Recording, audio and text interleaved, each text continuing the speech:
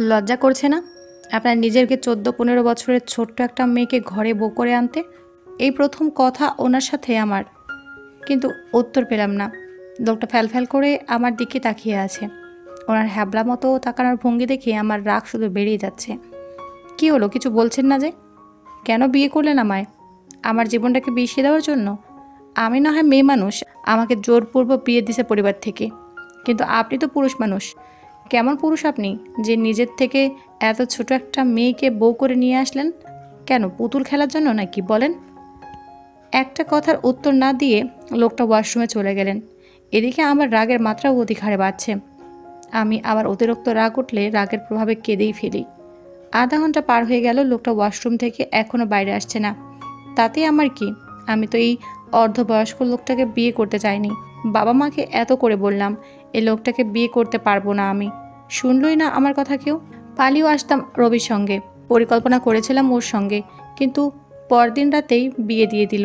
কাছের আত্মীয় স্বজন পাড়া প্রতিবেশী দিয়ে বাড়ি ভর্তি ছিল, তাই আর পালাতে পারলাম না। কবুল কবুল কবুল 3 বার বলেই দিলাম, শুধু মুখ দিয়ে, মন থেকে নয়। রাগে দুঃখে কিছুক্ষণ নীরবে কান্না করে রবির কথা ভাবতে ভাবতে ঘুমিয়ে পড়লাম। যে কাল রবির সঙ্গে কথা বলতে হবে, আমি এই লোকটার সঙ্গে থাকতে পারবো না, ও যেন এখান থেকে নিয়ে যায় আমাকে। সকালে ঘুম থেকে উঠে দেখলাম লোকটা ফজরে নামাজ পড়ছেন। পাশে আর একটা জায়নামাজ বিছিয়ে রেখেছেন, হয়তো আমার জন্য। অন্যদিন নামাজ পড়লেও আজ ওনার জন্য নামাজ পড়লাম না আমি। চলে যাওয়ার পর একা পড়ে নিলাম। নামাজ পড়ে বাইরে বেরিয়ে গেলেন উনি। আমি নামাজ শেষ করে ঘরে বসে আছি। একটু পর দরজায় কড়া নাড়লেন ওনার মা। বৌমা, উঠেছো তোমরা? এ বলে আমি জি মা বলে দরজার কাছে গিয়ে শাশুড়িকে ভিতরে নিয়ে আসলাম। একটা ছোট মেয়ে, বয়স 9-10 বছর হবে হয়তো। সে ট্রেটে সকালে নাস্তা নিয়ে আসছে। শাশুড়ি মা: জুলি, তুই খাবারের ট্রেটা টেবিলে রেখে রান্নাঘরে তোর ছোট ভাবিকে কাজে সাহায্য কর যা। শাশুড়ি মা: কাল তোমাদের খোঁজ ঠিকভাবে নিতে পারিনি, কোনো অসুবিধা হয়নি তো মা তোমাদের? না মা, কোনো সমস্যা হয়নি। আচ্ছা ঠিক আছে, নাস্তা করে বিশ্রাম নিও তোমরা। ঠিক আছে মা। তখন দরজায় বসা অবস্থায় শাশুড়ি মা আমাকে জড়িয়ে কাঁদতে লাগলেন। আমার কেন জানি ওনার এই সময় আমাকে জড়িয়ে ধরে কান্না স্বাভাবিক লাগলো না। কান্না থামিয়ে শাশুড়ি মা আমার মাথায় হাত দিয়ে বলছে, আমার ছেলেটা অনেক সহজ সরল, ওকে দেখে রেখো মা। তখনই রুমে লোকটা প্রবেশ করেন। মা কথা থামিয়ে বলেন, বাবা তোরা নাস্তা করে নেই, আমি যাচ্ছি। লোকটা মুচকি হেসে মাথা নাড়িয়ে হ্যাঁ সূচক সম্মতি জানায়। লোকটা রুমে সোফায় বসে হাতে করে আনা খবরের কাগজ এ মুখ ডুবে আছে। এদিকে আমার পেটে ক্ষুধাতে ইঁদুর দৌড়াচ্ছিল খাবার টেবিলে, কিন্তু আমার খেতে কেমন একটা দ্বিধা লাগছে নিজে থেকে। শোনেন, মা তো নাস্তা করতে বলে গেল, খেয়ে নিন। লোকটা একটু মাথা উঠায় আবার খবরের কাগজ পড়তে লাগলেন। আমি আর অপেক্ষা না করে একাই কিছু খেয়ে নিলাম। একটু পর লোকটা ঘর থেকে বেরিয়ে গেলেন না খেয়ে। আমিও এই সুযোগে রবিকে কল দিলাম। রিং হচ্ছে কিন্তু রিসিভ করছে না। 5 বার কল দেওয়ার পর 6বার কল রিসিভ করলো। দেখো জান্নাত, তুমি এখন অন্যের বিবাহিত স্ত্রী, এভাবে আর আমাকে কল দিবা না। এই অর্ধবয়স্ক লোকটার সঙ্গে আমি থাকতে পারবো না। তুমি আমাকে এখান থেকে নিয়ে যাও। পাগলামি করো না জান্নাত, আমার পক্ষে এই কাজ করা সম্ভব নয়। তুমি এখন একজনের বউ, আমার কেউ নও। আর কখনোই কল দিও না, ভালো থেকো। এই বলে ফোনটা কেটে দিল রবি। আমি হতাশ হয়ে আবার কল দিচ্ছি রবিকে, কিন্তু নাম্বার ব্যস্ত। একবার রিং হয়ে ব্যস্ত বলে কেটে যাচ্ছে। তার মানে রবি আমার মোবাইল নাম্বারটা ব্ল্যাক লিস্টে রেখে দিল। এমনি মনটা খারাপ, আরও খারাপ হয়ে গেল রবির আচরণে। জানালার পাশে এসে দাঁড়িয়ে প্রকৃতি দেখছি আর চোখ থেকে পানি ঝরছে। এমন সময় আমার ছোট যা রুমে এসেই, কীভাবে বাসরাত কেমন কাটলো বলেন শুনি? জি ভালো। আমাদের ভাইয়া কিন্তু অনেক ভালো মানুষ ভাবি। এবারে সবাই ওনাকে অনেক পছন্দ করে। আমিও ওনাকে ভাসুর নয়, নিজের ভাই, আর উনিও আমাকে নিজের ছোট বোনের মতো স্নেহ করেন। চুপ করে আছি। আরে ভাবি, আপনার চোখ দেখছি লাল হয়ে আছে। বাবা মার জন্য মন খারাপ লাগছে বুঝি? প্রথম প্রথম আমারও অনেক খারাপ লাগতো, কিন্তু এই বাড়ির সবার সাথে থেকে এখন বাবা মার কথা খুব কম মনে পড়ে। আসেন তো আমার সাথে নিচে যাই। একা একা থেকে বেশি নিঃসঙ্গ বোধ করছেন। ভাইয়াটাও যে কোথায়, নতুন বউকে একলা রেখেও ধাও। আমি কিছু বলতে যাব, অমনি ছোট যা আমার হাত ধরে নিচে নিয়ে যাচ্ছে। আমি আর কিছু না বলে ওনাকে অনুসরণ করে চলছি আর দেখছি বাড়িটা বেশ বড় আর সুসজ্জিত, 2 তলা বিশিষ্ট। লোকটা ছোট ভাইয়ের বউ হলেও আমার থেকে আমার ছোট যা বয়সে অনেক বড় হবে। ছোট যা একটা রুমের সামনে এসে পিউ বলে ডাকতেই ছোট্ট একটা পরীর মতো সুন্দর মেয়ে দৌড়ে আসলো। ভাবি, আমার ছোট মেয়ে পিউ, আর বড় ছেলেকে ওর বাবা স্কুলে নিয়ে গেছে। পিউ, এই যে তোমার বড় আম্মু। এই কথা বলতেই পিউ আমার কোলে আসার জন্য হাত উঠালো। আমিও খুশি মনে পিউকে কোলে নিয়ে গালে একটা আদর দিলাম। পিউ আমার গালে আদর দিল। তখন জড়িয়ে নিলাম বুকে পিউকে। পিউয়ের সাথে কিছুক্ষণ সময় কাটিয়ে রান্নাঘরে গেলাম। ছোট চাকে আপু সম্বোধন করে বললাম, আপু আমিও হেল্প করব আপনাকে। ও মা, সে কী কথা? মা জানতে পারলে আমাকে অনেক বকবেন। ভাবি, আপনি তার চেয়ে বিশ্রাম নিন রুমে গিয়ে। আর আমার নাম আশা, আপনি আমাকে আশা বলেই ডাকেন। না, তা হয় না, আমার কোনো বোন নেই, আমি আপনাকে আপু বলেই ডাকবো। ঠিক আছে ভাবি। আমি টুকটাক সাহায্য করছি আশা আপুকে। রান্নাঘরে আরও দুজন মহিলা অন্যান্য কাজ করছে, কিন্তু রান্না আশা আপুই করছে একা। শাশুড়ি মা রান্নাঘরে প্রবেশ করেই, এ কি আশা, তুমি প্রথম দিনে নতুন বউকে রান্নাঘরে নিয়ে আসছো?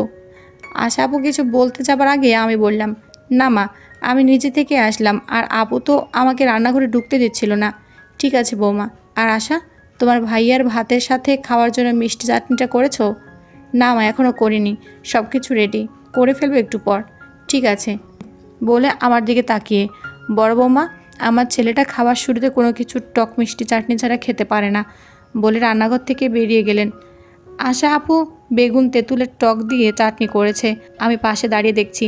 আর আপুর বিয়ে কিভাবে হলো সেই গল্প শুনছি। মহিলা দুজন যেন কোথায় বেরিয়ে গেলেন। এমন সময় পিউ মা বা বলে চিৎকার করছে। আপু দৌড়ে রান্নাঘর থেকে বের হয়ে পিউয়ের খোঁজে গেলেন। আমি এই সুযোগে চাটনিতে ইচ্ছে মতো মরিচের গুঁড়ো, লবণ আর পাশে রাখা করলার জুসের কিছু অংশ মিশিয়ে দিলাম।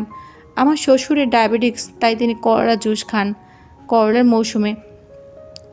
একটু পর আশা আপু ফিরে এসে চাটনি হয়ে গেছে বলে নামায় ফেললো। আমি রুমে চলে আসলাম। মন অনেক খারাপ থাকলেও চাটনিতে এসব মিশিয়ে এখন বেশ ফুরফুরে লাগছে। এটা ভেবে যে লোকটা ওই চাটনি খাবে কিভাবে। জোহরের নামাজের পর মসজিদ থেকে বাড়ির পুরুষেরা ফিরলে সবাই একসাথে দুপুরের খাবার খেতে বসলাম। দুপুরে খেতে বসে দেখলাম আমার আরও একটা ছোট দেবর আছে, আর বড় ননদ ও ছোট ননদ দুপুরে খেয়ে তাদের নিজের স্বামীর বাড়িতে চলে যাবে। দুলাভাইয়েরও সঙ্গে আছেন। সবাইকে খেতে বসায় দিয়ে আশা আপু আর শাশুড়িমা পরিবেশন করছেন। সব মানুষের মুখে এত কথা, কিন্তু ওই লোকটা কোনো কথাই বলে না। এ কেমন মানুষ? সবাই খেতে শুরু করেছে। আমি অপেক্ষা করছি এই লোকটার ওই চাটনিটা খেলে তার কী প্রতিক্রিয়া হবে তা দেখার জন্য। ছোট মেয়েকে বিয়ে করার শখ কত তা বোঝানোর জন্য। এমন সময় লোকটা বসা অবস্থায় বলে চিৎকার করতে করতে দাঁড়িয়ে মুখে হাত দিয়ে বাতাস করছে। সবাই খাওয়া বাদ দিয়ে উত্তেজিত হয়ে ওনাকে জিজ্ঞেস করছে কি হইল, কিন্তু উনি শুধু চিৎকার আর ছটফট করছেন। এত ঝাল লবণ তিতা সহ্য করতে পারেন নাই বেচারা। শাশুড়ি মা কান্নার কণ্ঠে বললেন, আমার ছেলেরা কথা বলতে পারে না, কিভাবে বুঝাবো ওর কি সমস্যা হচ্ছে? এই কথা শোনা মাত্র কারেন্টের শক খেলাম পুরো শরীরে, আর বজ্রপাত হলো মাথায়। নিজেকে সামলিয়ে পানি এগিয়ে দিলাম লোকটাকে। এক নিমেষে সব পানি খেয়ে গ্লাস নাড়িয়ে আরও পানি চাইলেন। আশা আপু পানি দিলেন। পরিস্থিতি স্বাভাবিক হতে একটু সময় লাগলো। ভাগ্যিস বেগুনে সবার অ্যালার্জির জন্য চাটনি কেউ খায়নি। সবাই হালকাভাবে দুপুরের খাবার খেয়ে যার যার স্থানে ফিরে গেলেন। আমি রুমে এসে ওয়াশরুমের দরজা আটকালাম আর কান্নায় ভেঙে পড়লাম। শেষ পর্যন্ত এই ছিল আমার কপালে, বোবা বুড়ো স্বামী। কি পাপ করেছিলাম আমি আল্লাহ বলে আয়নায় নিজেকে দেখে আরও ভিতর থেকে কষ্টে কাঁদতে লাগলাম। বেশ কিছু সময় পর রুমে এসে শুয়ে পড়লাম। এত কান্নার পরেও ভিতর থেকে আবার কান্না আসছে দুর্ভাগ্যের জন্য। আমি ওদের কারো সাথে ভালোভাবে কথা বললাম না। তাড়াতাড়ি রাতের খাওয়া শেষ করে আমাদের বাড়িতে গেলাম। গিয়ে ক্লান্ত লাগছিল বলে শুয়ে পড়লাম। খুব কষ্ট পেয়ে কান্না করলে আমার আবার ঘুম পায়। বিছানায় শুয়ে আছি। লোকটা আমার বিছানার এক পাশে শুয়ে পড়লো দেখে আমি নিজে তার মাথা থেকে বালিশ নামিয়ে মেঝেতে ফেলে দিয়ে সেখানে শুতে বললাম। লোকটা বাধ্য ছেলের মতো মেঝেই শুয়ে পড়ল, কিন্তু কিছু বললে আমার দিকে ফ্যাল ফ্যাল করে তাকানো ত্যাগ করতে পারলো না, যা আমার কাছে খুব অসহ্য লাগে। আমাদের বাড়িটা একটু গ্রামের পাশে, তাই নতুন বিয়ে হলে গ্রামের অনেক মানুষ নতুন বর্ব দেখতে আসেন। আজ সকালে উঠে অনেক মানুষের কোলাহল দেখছি আমার বর দেখার জন্য। লোকটা দরজার কাছে চেয়ারে বসে আছেন, আর লোকজন বারান্দার নিচে দাঁড়িয়ে দেখছে নতুন বর কেমন তা। আমি চলে আসার সময় শুনতে পেলাম কেউ কেউ বলছে, এত কথা বলছি, নতুন বরের এত অহংকার, একটা কথা বলছে না। বড়লোক জন্য এমন হয় মানুষ? আমাদের জান্নাত কত সুন্দরী, পরীর মতন, তার কপালে এমন একটা বুইরা জামাই জুটলো। বরটা লম্বা আর সুন্দর আছে, তবে বয়সটা একটু বেশি। এইসব কথা শুনে আমার মেজাজ আরও খারাপ হয়ে গেল। রান্নাঘরে গিয়ে রাগে আম্মুকে বললাম, আম্মু, আমি আর ওই বাড়িতে যাব না, কিছুতেই না। ওই লোকটার এত বয়স আর উনি কথা বলতে পারেন না, বোবা। তোমরা কিভাবে এমন একটা ছেলের সাথে আমার বিয়ে দিলে বলো? আম্মু চুপ করে আছে। আব্বু রান্নাঘরে এসে আমার সব কথা শুনে আমাকে বলল, মা, কোনো পিতামাতা তার সন্তানের খারাপ চায় না। জামাই বোবা, কিছুদিন আগে গ্রামে এসে তোকে দেখে খুব পছন্দ করে। আর তোর শাশুড়ি সম্পর্কে আমার বড় বোন হন। ছোটবেলায় আমি একবার পুকুরে ডুবে গেছিলাম, তখন তিনি আমাকে বাঁচান। এই ঋণ একটু হলেও শোধ করতে চাই আমি। আব্বু আমার মাথায় হাত রেখে বলছে, তুই অনেক সুখী হবি রে মা, দেখে নিস। হাতটা সরাই দিলাম আমি আর বললাম, জামাই নিয়ে কী সুখী হব আমি, বলো তুমি? জামাই আগে স্বাভাবিক মানুষ ছিল, একটা দুর্ঘটনার পর থেকে কথা বলতে পারে না। একটা কথা মনে রাখবি মা, মানুষের সব থেকে বড় পরিচয় সে মানুষ। কী দুর্ঘটনায়? আব্বু কিছু বলার আগেই শাশুড়ি মা মোবাইলে কল দিয়ে কান্না করতে করতে বললেন, আমার শ্বশুর বাবা অনেক অসুস্থ, হাসপাতালে নিয়ে যাচ্ছেন, আমরা যেন দ্রুত সেখানে যাই। তখনই তাড়াতাড়ি বের হয়ে আব্বু আম্মু লোকটা ছোটো ভাই সহ রওনা দিলাম। শ্বশুর সাহেব হাসপাতাল থেকে ফিরেছেন আজ। বাড়িতে অনেক আত্মীয় স্বজন, পাড়া প্রতিবেশীর সমাগম, সব মিলিয়ে ভালোই ব্যস্ত হয়ে পড়েছি আমি। এবারের সবাই অনেক ভালো, সবার সাথে অল্প সময় বেশ ভাব হয়েছে আমার। শুধু ওই লোকটাকেই এখন পর্যন্ত সহ্য করতে পারছি না, যদিও কয়েকদিন হাসপাতালে বেশিরভাগ সময় বাবার সাথে ছিল। এবার বাড়িতে গেলে আর আসবো না আমি। তাদের যা হওয়ার হবে, মনে মনে সিদ্ধান্ত নিয়েছি আমি। এখন শুধু অপেক্ষা কখন বাড়িতে যেতে পারবো। কিন্তু হঠাৎ শ্বশুরের অসুস্থতার জন্য সব এলোমেলো হয়ে গেছে। কবে যে আর বাড়িতে যেতে পারবো আমি? এই কয়েকদিন আমি পিউ আর আশা আপু একসঙ্গে ছিলাম। ছোট ভাইয়া, মা আর লোকটা হাসপাতালে ছিল। ছোট দেবর বাড়িতেই ছিল। আজ রাতে লোকটা আমার পাশে শোয়াতে আমি উঠে ফ্লোরে বিছানা করে শুয়ে পড়লাম। ওনার বাড়ি, ওনার ঘর, উনি থাকুক খাটের ওপর। তাছাড়া এ কয়েকদিন হাসপাতালে ঠিকমতো ঘুম হয়নি লোকটার, শাশুড়ি মা বলেছিলেন। সকালে উঠে দেখি লোকটাও রুমের অন্য পাশে ফ্লোরে ঘুমাচ্ছে। কি নিষ্পাপ লাগছে ঘুমন্ত মুখটা লোকটার, মনে হয় সারা জীবন চেয়ে থাকি। ছি, আমি কেন এই লোকটাকে দেখছি? ওনার জন্য আমি আমার রবিকে হারালাম। ওনার জন্য রবি এখন আমার সাথে কথা বলে না। আর সে আমি কি না? ঘৃণা করে আমি লোকটাকে, অনেক ঘৃণা করি। এরপর ফ্রেশ হয়ে নিজে রান্নাঘরে যাই আপুকে সাহায্য করার জন্য। সকালে নাস্তা করে যে যার অফিসে চলে যায়। এ কি, লোকটাও কোটটায় পরে হাতে ল্যাপটপ ব্যাগ নিয়ে কোথায় যাচ্ছেন? শাশুড়ি মা বলেন, বাবা আজ অফিসে না গেলে হয় না? বৌমা তো নতুন মানুষ, তাকে তো সময় দেওয়া উচিত। লোকটা মাকে কি যেন বলে বেরিয়ে গেলেন। যাওয়ার সময় মা তাড়াতাড়ি বাড়িতে ফিরতে বললেন, বোবা একটা লোকেরও অফিস আছে? আমি ভাবছি, সারাদিন সবার সাথে স্বাভাবিকভাবে থাকলেও একটা কথাই ভাবি, কিভাবে লোকটাকে হেনস্থা করা যাবে। আপু সহ দুপুরের খাবার রান্না করি, আর মা সবসময় বাবার পাশেই থাকেন। লোকটাও দুপুরে খাবার খেতে আসে। খাওয়া শেষে রুমে যায় বিশ্রাম করার জন্য। আশা আপু আমাকেও জোর করে রুমে পাঠায়। রুমে যাওয়ার পর আয়নার পাশে কিছু বেলি ফুল দেখতে পাই। বেলি ফুল তো আমার পছন্দের অনেক। ফুল দেখে আনন্দিত হয়ে হাতে নিলাম। তখন লোকটা ইশারায় ফুলটা মাথার খোপাতে গেঁথে নিতে বললেন। আমি কিছুক্ষণ চুপ থেকে ফুলটা হাত দিয়ে ছিঁড়ে কুটি কুটি করলাম লোকটার সামনেই। খোপায় বাঁধবো না আমি এই লোকটার আনা বেলি ফুলের মালা। আজ কেন আমি আর জীবনে কখনো খোপায় বেলি ফুলের মালাই বাঁধবো না। লোকটা তবুও আমার দিকে চেয়ে আছে। সত্যি লজ্জা বলতে কিছু নেই লোকটার। ফুলের মালাটা সামনে ছিঁড়ে এত অপমান করলাম, তারপরেও যদি একটু ওনার আত্মসম্মানে লাগতো। সহ্য করতে পারছি না লোকটার তাকানো। রুম থেকে বের হয়ে ছাদে গেলাম। ছাদের লাগানো বাগানে অনেক রঙের ফুল ফুটে আছে। ফুলগুলো দেখে আমার সেই ফুলের গাছ হতে ইচ্ছে করছে। আমি যদি ফুলের গাছ হতাম তাহলে আর এই লোকটাকে বিয়ে করতে হতো না।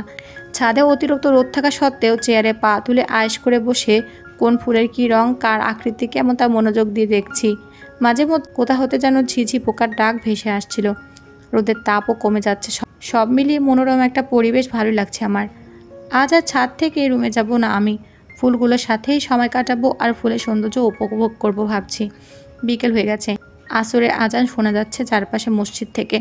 কিছুক্ষণ পর লোকটা সেখানে উপস্থিত হয়ে ক্যাবলার মতো একটা হাসি দিয়ে ইশারায় বোঝালেন এই ফুলের বাগানটা তার নিজের হাতে করা। আমি বুঝেও না বোঝার ভান করে আছি। আমার মুখটা অন্ধকার হয়ে যাচ্ছে। লোকটার জন্য ভালোই ছিলাম এতক্ষণ। লোকটা এসে আমার মুডটা নষ্ট করে দিল। লোকটা পানি দিচ্ছেন ফুলের গাছগুলোতে, অনেক খুশি মনে আমি ওনার জন্য ছাদ থেকে নেমে আসলাম। শাশুড়ি মা, আশা তোমার ভাবিকে চা করে দাও, ছাদে তোমার ভাইয়ার জন্য নিয়ে যাবে। বিকেলে চা তো তোমার ভাইয়া ছাদে বসেই খায়। আপু আমি চা করে নিয়ে যাচ্ছি ওনার জন্য, ওনাকে আর কষ্ট করতে হবে না। সারাটা দিন কত পরিশ্রম করেন আপনি। ঠিক আছে, কিন্তু ভাইয়া একেবারেই ঠান্ডা চা, আর চায়ে চিনি বেশি লাগে। ঠিক আছে, আমি করে নেব আপু। বলে চা অনেক গরম করলাম আর চিনির বদলে একটু ডিটারজেন্ট পাউডারের গুঁড়া মিক্স করছি। ছাদে চা নিয়ে গেলাম লোকটার জন্য। লোকটা চেয়ারে বসে আছে। আমি পাশে গিয়ে হাসি মুখে চা ওনার সামনে এগিয়ে দিলাম। লোকটাও খুশি মনে চায়ের কাপে মুখ লাগাতে আর সাথে সাথে আহা বলে হালকা চিৎকার করলো। অসাবধানতার কারণে সব চা ওনার পায়ে পড়াতে পানির বালতিতে পা চুবালেন। আমি এবার আশেপাশে কেউ নেই জন্য মুচকি হাসতে লাগলাম। লোকটা এবার আমার দিকে তাকিয়ে বুঝতে পারে এমন কাজ ইচ্ছে করে করেছি আমি। মাথা নিচু করে বিষণ্ণ মনে বসে থাকেন। আমি চায়ের কাপটা তুলে সেখান থেকে চলে আসলাম। জিহ্বা পুড়ে যাওয়ার জন্য সেদিন রাতে লোকটা আর কিছু খেতে পারলো না, না খেয়ে শুয়ে পড়লো। আজও লোকটা বেলি ফুলের মালা এনে রেখেছেন আয়নার পাশে। আজ না ছিঁড়ে এমনিতে লোকটার সামনে ডাস্টবিনে ফেলে দিলাম। রাতে আবার অনেক চকলেট চিপসের প্যাকেজ এনে আমার বালিশের পাশে রাখছে। খেতে ইচ্ছে করলো, খেলাম না। ফ্লোরে শুয়ে ঘুমায় পড়লাম। একটা স্বপ্ন দেখে হঠাৎ মাঝরাত ঘুম ভেঙে গেল আমার। তখন দেখলাম লোকটা চার্জার লাইটের আলোয় কি যেন লিখছে আর কাঁদছে। লোকটাকে দেখে আমার মনে একটু মায়া হয়। আবার ঘুমিয়ে পড়লাম। সকালে উঠে পিউ রুমে আসলো। লোকটার সামনে সব চকলেট আর চিপসের প্যাকেট বের করে পিউকে দিলাম। পিউ খুশি হয়ে প্রথমে লোকটার গালে, তারপর আমার গালে আদর দিল। পিউয়ের কাণ্ড থেকে লোকটা মুচকি হাসছে, আর আমার নিজের গালটাই ছিঁড়ে ফেলতে মন চাচ্ছিল। পিউকে কোলে তুলে বাইরে বেরিয়ে আসলাম। আজ কলেজে আমার অনার্স প্রথম বর্ষ পরীক্ষার ফর্ম পূরণ করতে যাব আমি। শাশুড়ি মা লোকটার সঙ্গে আমাকে কলেজে পাঠালেন, যা আমি একদমই চাইনি। কলেজ শেষ করে একটা পার্কের সামনে গাড়ি থামালো লোকটা, কিন্তু আমি গাড়ি থেকে নামলাম না। লোকটা তখন আমার দিকে তাকাচ্ছিল। বললাম বাড়িতে যাব আমি। আবার সেখান থেকে ফিরে বাড়িতে আসলাম। 1 সপ্তাহ কেটে গেছে। এভাবে লোকটা প্রতিদিন বেলি ফুলের মালা নিয়ে আসে, আর আমি ফেলে দিই। আজ আয়নার পাশে বেলি ফুলের মালা না দেখে মনটা কেমন করে উঠল। পেছন ফিরে দেখলাম লোকটা হাত দিয়ে আমার খোঁপায় ফুল গুঁজে দিচ্ছে। এক ঝটকায় হাত ছড়াই দিলাম। লোকটা কষ্ট পেলেও কিছু বললাম না। এত কিছুর পরেও রাতে একটা নীল রঙের শাড়ি আর চুড়ি এনে আমার হাতে দিল। সাথে সাথে আমি শাড়ি চুড়ি লোকটার হাতে দিয়ে বললাম, লাগবে না আমার এসব। লোকটা শুধু ফ্যাল করে তাকিয়ে রইল আমার দিকে। বাবা এখন পুরোপুরি সুস্থ, কিন্তু আরও কিছুদিন বিশ্রাম নিতে হবে, তাই লোকটার উপর কাজের চাপ বেশি শুনলাম। বড় ননদের কাছে বাড়ির সবাই আজ সকালে বেড়াতে গেছে, হয়তো 2-1 দিন সেখানে থাকবে। লোকটা অফিসের জন্য যেতে পারেনি, সেই সাথে আমিও বাড়িতেই আছি। ছোট মেয়েটা সহ রান্নার কাজ শেষ করে দুপুরে খেয়ে নিলাম, আর মেয়েটাকে ঘুমাতে বললাম। আধা ঘন্টা পরে লোকটা বাড়িতে আসে। ফ্রেশ হয়ে খাবারের টেবিলে গিয়ে বসে খাওয়ার জন্য প্লেট কাছে নিল, কিন্তু সব খাবারের বাটি ফাঁকা ছিল। তারপর রান্নাঘরে গিয়ে পা বাড়ে লোকটা। আমি দূর থেকে দেখছি এসব। রান্নাঘরেও কোনো খাবার না পেয়ে 3 গ্লাস পানি দ্রুত পান করে চেয়ারে বসে রইল সেখানে লোকটা। সব খাবার আমি আগে ডাস্টবিনে ফেলে দিয়েছিলাম, যাতে লোকটা না খেতে পারে। রুমে আসলাম। লোকটার ফ্লোরে ঘুমানোর বিছানা, বালিশ অগোছালো হয়ে আছে। সেগুলো গোছানোর সময় একটা ডায়েরি পাই। কারো ব্যক্তিগত ডায়েরি পড়ার কোনো ইচ্ছা আমার ছিল না কখনো, কিন্তু আজ লোকটার লেখা ডায়েরি পড়ার আগ্রহ যেন আমায় গ্রাস করে বসলো। ডায়েরির প্রথম পাতা খুললাম। আমি মুরাদ আহমেদ, জন্মসাল 1984। লোকটার নাম তাহলে মুরাদ। আমি সে সময় 8ম শ্রেণীতে পড়তাম। মা সহ ছোটো কালার বাড়ি বেড়াতে গিয়েছি। সব ভাই বোন একসাথে হইচই আনন্দে মেতেছিলাম সবাই। রোজ বিকেলে খালাতো ভাই আর পাড়ার ছেলেরা মিলে ক্রিকেট খেলা হতো। খেলার এক পর্যায়ে বল গিয়ে পড়ে পাশের এক বাড়িতে। সবাই মুখ কালো করে আছে, আজ আর সেই বলটা তাদের পাওয়া হবে না বলে। সে বাড়ির মেয়েটা অনেক ঝগড়াটে ছিল। যেই বল আনতে যাবে তার জন্য কান ধরে ওঠা বসা অবধারিত। খেলার ছোটো মাঠটার পাশে বাড়িটা ছিল।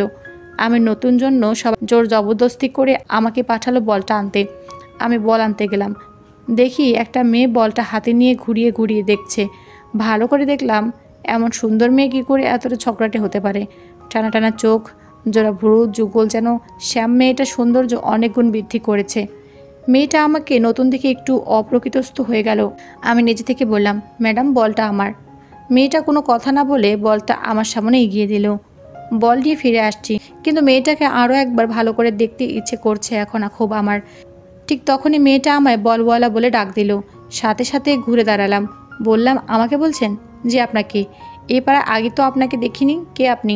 আমি নিহানের খালাতো ভাই মুরাদ। আপনি? আমি সামিহা। আমি আবার জিজ্ঞাসা করলাম, কোন ক্লাসে পড়েন আপনি? ক্লাস 8-এ। আপনি? এমা, আমিও ক্লাস 8-এ পড়ি। তাহলে আমরা তো এখন বন্ধু বান্ধবী হয়ে গেলাম। সামিহা কিছু না বলে বাড়ির ভিতরে চলে যায়। বল নিয়ে ফেরার পর সবাই আমার আর সামিহার কথোপকথন শুনে অবাক হয়। তারপর সবাই সামিহাকে দিয়ে খেপায় আমাকে। আমার খারাপ লাগে না। খালার বাড়িতে যতদিন ছিলাম সবসময় সামিয়ের সে চোখ মুখের মায়া ভরা দৃশ্য ভাসতো আমার সামনে। আরও 3 দিন দেখা হয় সামিয়ের সাথে। আমি প্রথম কথা বলি 2 দিন। 3 দিনের দিন সামিয়া নিজে থেকেই কথা বলে। একই ক্লাসে পড়লেও সামিয়া আমাকে আপনি আর আমি সামিয়াকে তুমি সম্বোধন করি। মেয়ে মানুষ মনে হয় না সহজে কোনো ছেলে মানুষকে তুমি বলতে পারে। সামিয়াকে আমার ভালো লাগে। সামিয়াও কথা বলার সময় আমার দিকে আর পানে তাকায়। সেবার খালার বাড়ি থেকে চলে আসতে বুকের ভেতর প্রথম এক অজানা কষ্ট অনুভব করি। এরপর যতবার ছুটি পেতাম স্কুলে ততবারই ছুটে যেতাম খালার বাসায়। দেখা হলেই টুকটাক কথা হয় সামিয়ার সাথে। আমি রাতে ঠিক করে রাখতাম কাল দেখা হলে কি বলবো, কিন্তু সামিয়া সামনে আসলে সব কিছু এলোমেলো হয়ে যায় আমার। এসএসসি পরীক্ষার পর সামিয়ার আব্বুর মোবাইল নাম্বার নিয়ে আসি। তারপর থেকে মোবাইলে SMS-এ কথা বলতাম। আর এইচএসসি পরীক্ষার পর অনার্স ফার্স্ট ইয়ারে মোবাইল কিনে সামিহার আম্মু আমাকে অনেক পছন্দ করেন। বাসার আশেপাশে দেখলে বাড়িতে ডেকে নিয়ে গল্প করতেন। আমি ঢাকার এক প্রাইভেট ইউনিভার্সিটিতে ভর্তি হই আর সামিহা ফেনীর এক কলেজে ভর্তি হয় বাড়ির থেকে কাছের জন্য। এভাবে কথা বলতে বলতে কখন যে আমরা দুজন এক হয়ে যায় ঠিকভাবে বুঝতে পারি না আমি। সারা দিন রাত সামিহার খোঁজ না নিলে নিজেকে অসমাপ্ত লাগতো আমার। আর সামিহারও একবার মোবাইলে চার্জ না থাকার কারণে বন্ধ হয়ে যায়। পরদিন কল দিলে কান্নায় ভেঙে পড়ে মেয়েটা। তখনই সিদ্ধান্ত নিয়ে আমরা সারা জীবন একসাথে কাটাবো। কেউ কাউকে ছাড়া একদিনও চলতে পারি না। একদিনের কষ্ট 1000 দিনের মতো হয়ে যায়। এতদিনের কথায় কখনো আমাদের ঝগড়া হয়নি। কখনো কোনো কারণে কেউ ঝগড়া করলে অন্যজন নিজেকে শান্ত রাখতাম। বেশ চলছে এভাবে। হঠাৎ বাড়ি থেকে সামিয়ার বিয়ে দেওয়ার জন্য সামিয়ার বাবা অস্থির হয়ে পড়েন। সামিয়া আমার কাছে অনেক কান্নাকাটি করে কিছু একটা করতে বলে। আমি তখন আন্টির সাথে কথা বলে বোঝাতে সক্ষম হই, কিন্তু আমাকে শর্ত দেওয়া হয়েছিল নিজের একটা চাকরি জোগাড় করতে হবে যত দ্রুত পারি, তবেই সামিহাকে বিয়ে করতে পারবো, তার আগে নয়। সামিহার বাবা বেকার কোনো ছেলের সাথে নিজের মেয়ের বিয়ে দেবে না বলে। তাহলে যে তিনি সমাজের মানুষের কাছে ছোট হয়ে যাবেন। আমাদের বাড়িতে আব্বা আম্মা সবাই রাজি ছিলেন। সামিহা সুন্দরী মেয়ে, ভালো জন্য অনার্স শেষ করে একটা বেসরকারি চাকরিতে যোগদান করি। তারপর ঘরোয়াভাবে বিয়েটা সম্পূর্ণ হয় আমাদের। বিয়ের পর 1 বছর ঢাকায় থাকি আমরা। জীবনে এত প্রশান্তি সুখ আর কখনো পাইনি আমি যতটা সামিহার সাথে থাকাকালীন পেয়েছি। 1 বছর পর সামিহা প্রেগনেন্ট হলে আমার খুশির অন্ত থাকে না। অফিসের কাজের চাপের জন্য সামিয়াকে বাড়িতে রেখে আসি। এই সময় ওর অনেক যত্নের প্রয়োজন বলে সামিয়াকে বাড়িতে রেখে আসার পর আমার দিনগুলো অনেক কষ্টে কাটে। সামিহা আমার অবস্থা বুঝে ওই অবস্থায় ঢাকায় আসতে চাইলে আমি বারণ করি। সুস্থ স্বাভাবিকভাবে আমাদের এক কন্যা সন্তান পৃথিবীতে আসে। আমার আর সামিয়ার নামের সাথে অক্ষর মিলিয়ে মেয়ের নাম সামাহ রাখি। আগে মাসে 2-3 বার বাড়িতে গেলেও সামাহ হওয়ার পর প্রতি সপ্তাহে বাড়িতে যেতাম। সন্তানের প্রতি এক বাবার কতটা আত্মার সম্পর্ক টান তা এই প্রথম বুঝতে পারলাম। মা মেয়েকে ছেড়ে আসার সময় কষ্টে আমার বুকের ভেতরটা কেঁদে উঠত, কিন্তু চোখ কাটতো না। ছেলে মানুষ বলে কথা, ছেলেদের এত সহজে কাটতে হয় না। 6 মাস পর সামিহা মেয়েসহ ঢাকায় গেলাম। গাড়ি থেকে নামার পর আমি কি একটা কাজের জন্য সামিহা আর মেয়েকে রাস্তার এক পাশে রেখে অন্য পাশে যাই।